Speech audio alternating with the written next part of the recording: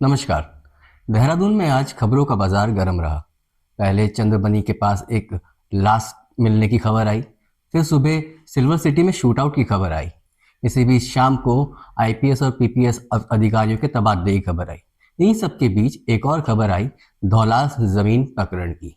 इस मुद्दे पर कांग्रेस नेता हरक सिंह रावत ने एक प्रेस कॉन्फ्रेंस की और इसी मुद्दे पर सुजाता पॉल, सोशल एक्टिविस्ट से हम बात करने जा रहे हैं जो काफी समय से इस मुद्दे पे काफी बातचीत करती रही हैं, काफी मुखर रही हैं। तो इन्हीं से हम जानते हैं असली मुद्दा क्या है और ये जमीन से जुड़ा हुआ मुद्दा है, कहाँ पे मुस्लिम यूनिवर्सिटी आई, कहाँ पे शैक्षणिक संस्थान की बात हुई। विस्तार में आज सुजाता पॉल जी से हम इस बारे में बात करेंगे। मैम बहुत बहुत स्वागत है आपका। जी धन्यवाद हिमालयन डॉन का। मैम कांग्रेस नेता हरक सिंह रावत ने आज एक प्रेस कॉन्फ्रेंस करी, धौलास जमीन के बारे में ही उन्होंने बात करी। काफी कुछ है, काफी गोलमोल भी बातें रही और काफी लोग भी हैं जो इस प्रकरण को समझ नहीं पा रहे हैं क्या प्रकरण है, क्योंकि 2004 से जो मुख्य बातें आई हैं 2004 से ये चला आ रहा है, 2026 है, अभी तक 20 साल हो गए हैं। बीच बीच में कभी इसमें शैक्षणिक संस्थान की बात आती है, कभी मुस्लिम यूनिवर्सिटी की बात आती है। क्या मुद्दा है? देखिए, इसमें कहीं कोई मुस्लिम यूनिवर्सिटी का मुद्दा नहीं है। ये भाजपा के दिमाग की उपज है, धामी जी के दिमाग की उपज है, क्योंकि उन्होंने हिंदू मुसलमान कराना है। मगर एक ही दवाई हर बार हर बीमारी के लिए तो नहीं होती है ना। और इस बार तो बीमारी जो पूरे उत्तराखंड को उन्होंने लगा दी, कानून व्यवस्था ध्वस्त और बेटियों का शोषण, बलात्कार, हत्याएं, कहीं पे भी शूट आउट। तो आप कैसे उम्मीद करते हैं कि इनके हिंदू मुस्लिम नैरेटिव से लोग जो हैं वो प्रभावित हो जाएंगे। अब सच्चाई ये है कि इस पूरे मुद्दे को अगर हम देखते हैं तो इसकी शुरुआत होती है 2004 से, जब उत्तराखंड की पहली निर्वाचित सरकार के मुख्यमंत्री पंडित नारायण दत्त तिवारी चाहते थे कि कई इन्वेस्टर्स यहाँ पे आए, यहाँ पे स्कूल खुले, यहाँ पे इंडस्ट्री आए। बड़ी कोशिश करी उन्होंने। उस समय बहादुराबाद हरिद्वार में संस्कृत विद्यालय खोला गया और 2 संस्कृत विद्यालय खोले गए जो हमारी आन बान और शान है। और उसी क्रम में बहुत सारे जो निजी संस्थान है वो भी खुले, स्कूल्स खुले, होप टाउन खुला, और भी कई स्कूल्स हैं, जो कॉलेजेस हैं, यूनिवर्सिटीज है जो उस एरिया में खुले जिसकी आप बात कर रहे हैं, यानी कि धौलास। अब अगर हम संस्कृत विद्यालय के लिए धन्यवाद देते हैं पंडित नारायण दत्त तिवारी को, तो उन्होंने जो भी कार्य किए उन सब चीजों के लिए उनका धन्यवाद, क्योंकि उन्होंने निष्पक्षता से ये देखा कि हमारा राज्य कैसे आगे बढ़ेगा। आज जब वो नहीं है, अपनी बात को कहने के लिए उनको अपमानित करने का अधिकार किसी को नहीं है। यही भाजपा है जिन्होंने 2007 में उन्हें अपनी पार्टी में लिया था। तो आज वो किस मुंह से उनके ऊपर इतने झूठे और जघन्य जो आरोप है वो लगा रहे हैं? ये बेहद शर्मनाक है और मुख्यमंत्री को इससे बाज आना चाहिए, क्योंकि मुख्यमंत्री जो है कोई दूध पीते बच्चे नहीं है। उस वक्त भी वो कोश्यारी जी के समय पर देहरादून में थे, उनके ओएसडी थे। तो अब सवाल उठता है कि ये क्या हुआ। उस समय शेखुल हिंद का मतलब है लीडर ऑफ हिंदुस्तान, यानी इंडियाई।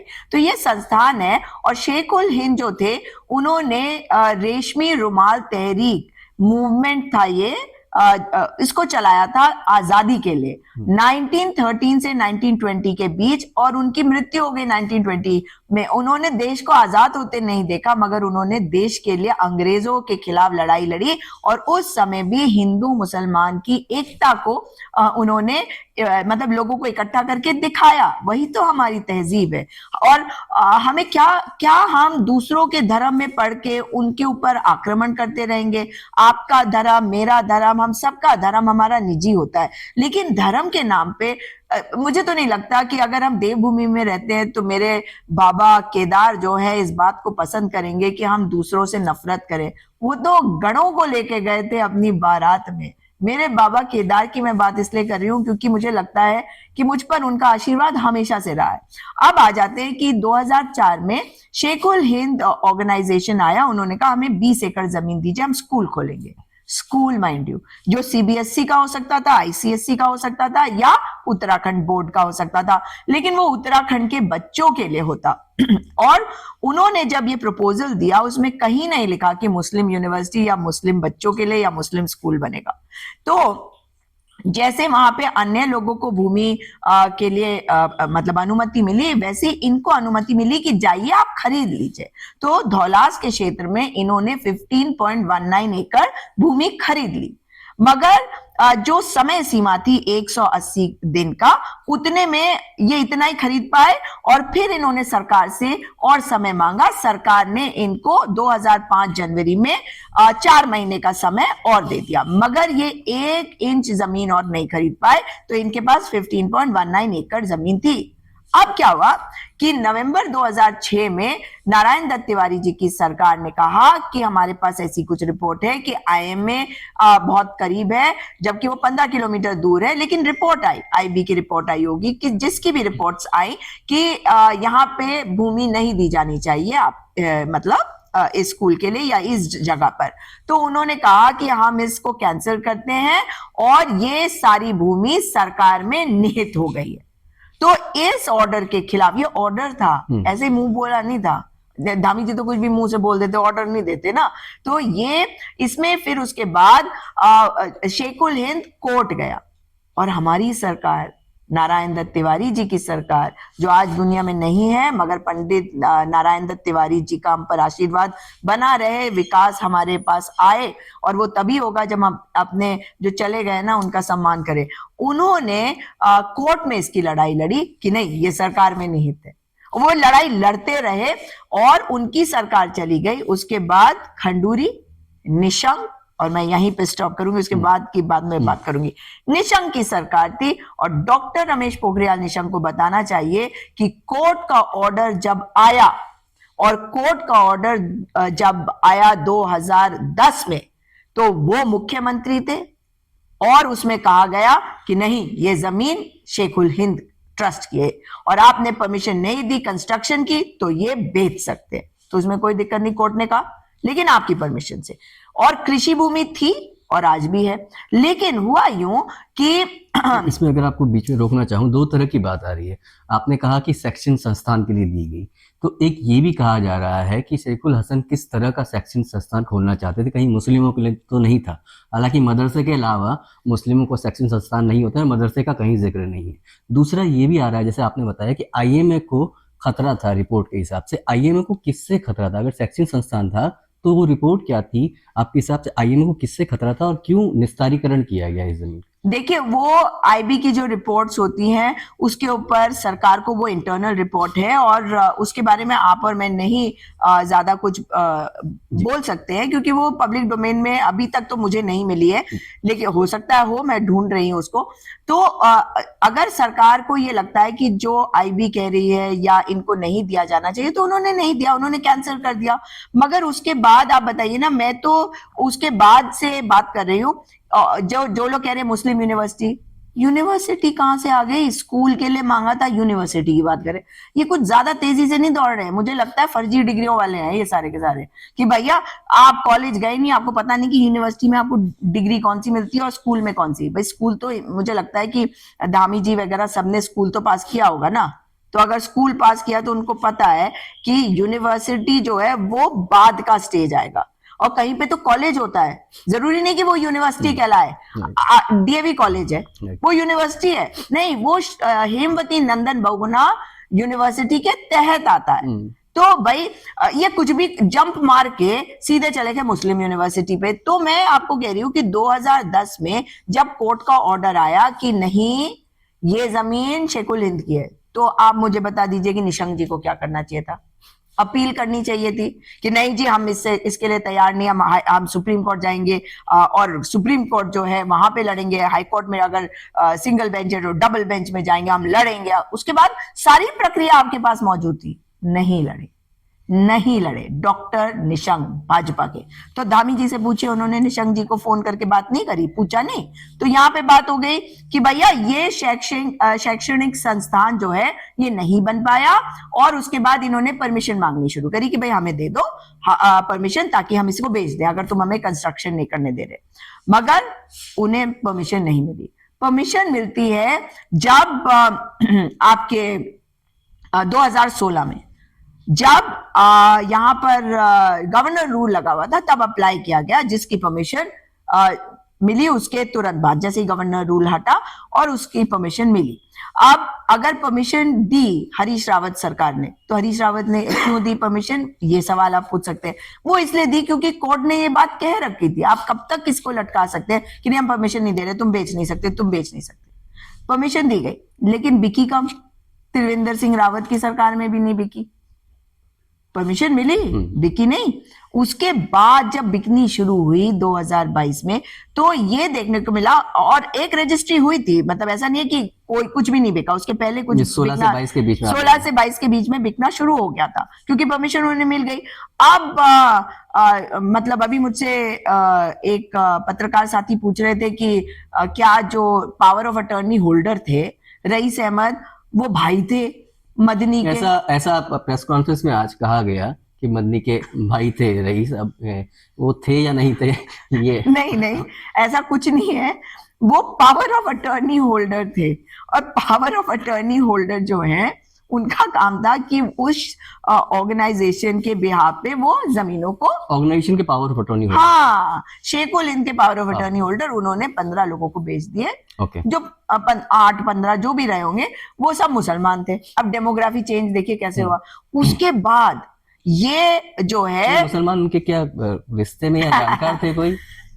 अब आप समझिए, जो उत्तराखंड का वासी है वो कितनी जमीन खरीद सकता है कृषि, आप बताइए, लॉ के हिसाब से 250, ठीक है।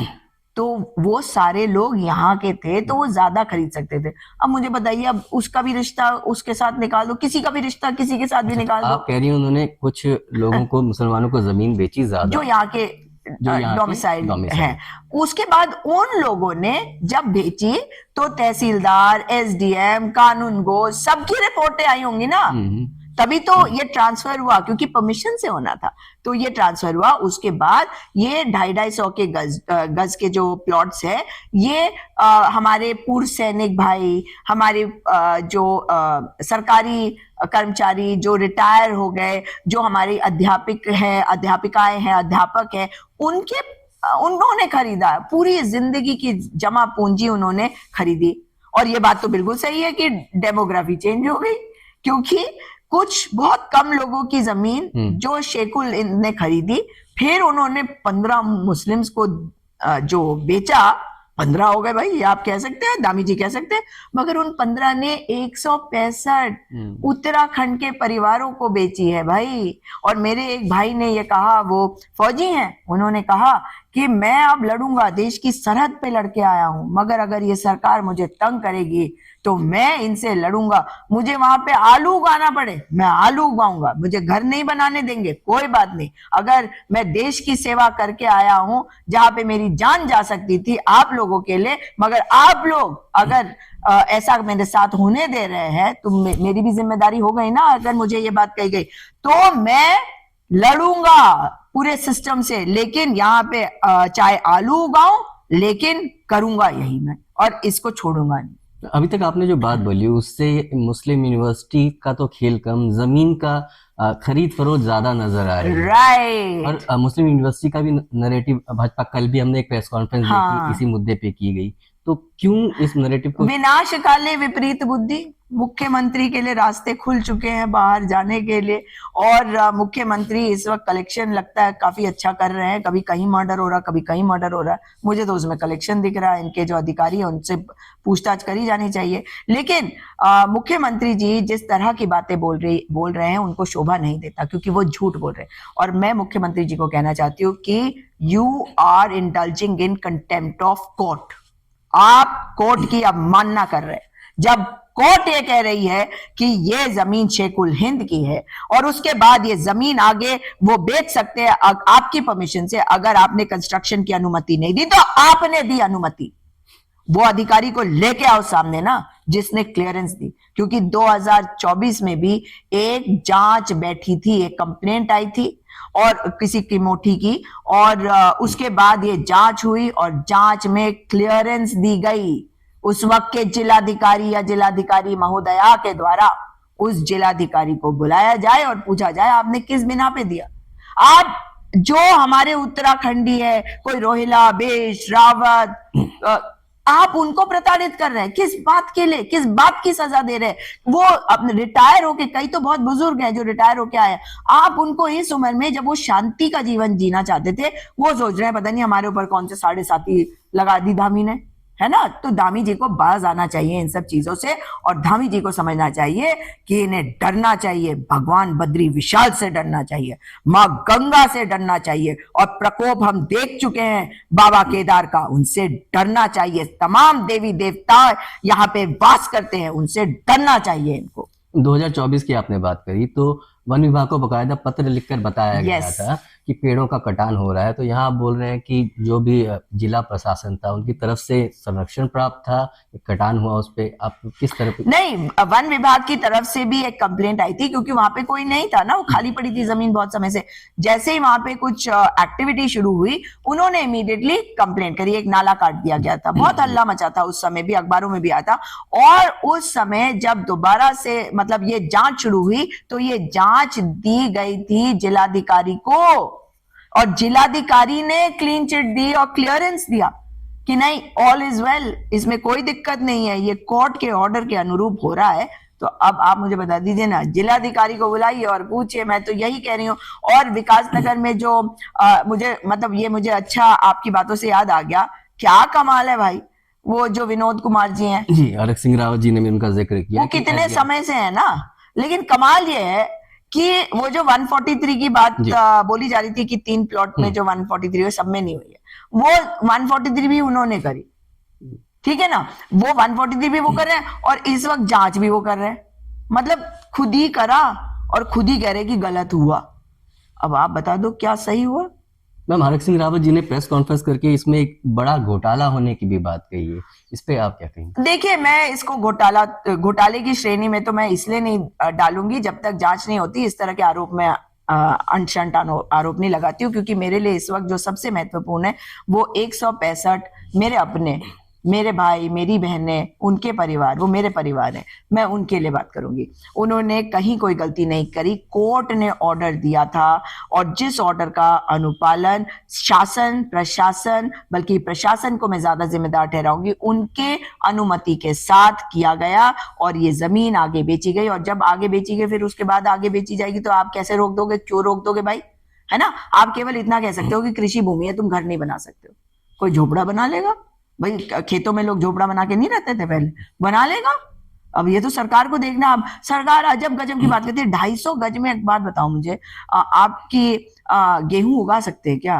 चावल धान उगा सकते हैं? 250 गज, 250 गज। और आप जब उसकी रजिस्ट्री भी करोगे ना, कृषि भूमि की ही 250 गज, तो आपको जो स्टैंप ड्यूटी देनी है, वो आवासीय के लिए जो स्टैंप ड्यूटी होती है वही तो देनी है।